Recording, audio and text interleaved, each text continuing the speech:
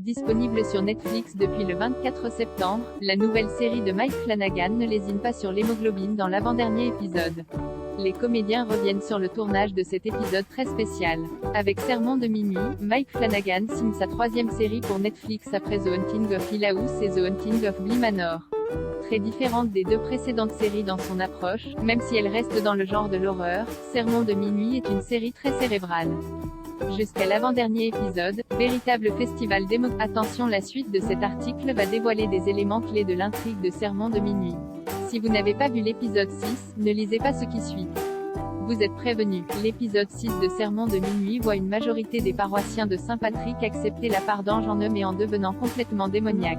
En effet, peu de temps après avoir été présenté au terrifiant être céleste ramené par le Père Pruitt, la messe de Pâques se transforme en véritable bain de sang. Une grande partie de la population de l'île Croquette est transformée en morts-vivants suceurs de sang.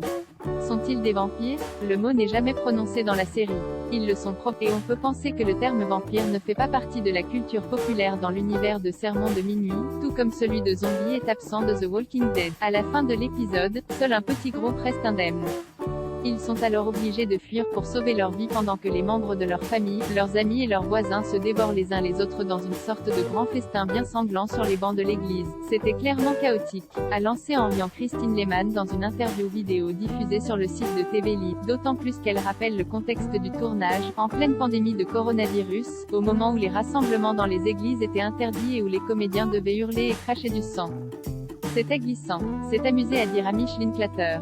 Puis c'est devenu collant. Les membres du casting se sont visiblement beaucoup amusés à tourner cette scène assez exigeante en termes de mise en scène. Amish Linklater en a profité pour saluer la performance de Michael Truffaut qui, une fois mordu, s'est transformé en impitoyable suceur de sang. On l'a vu détruire cette jeune paroissienne encore et encore. Vous ne réalisez pas à quel point Michael Truffaut a pu se lâcher avant de le voir attraper une cascadeuse et la retourner sur le banc. La vidéo dans laquelle les acteurs évoquent le tournage de l'épisode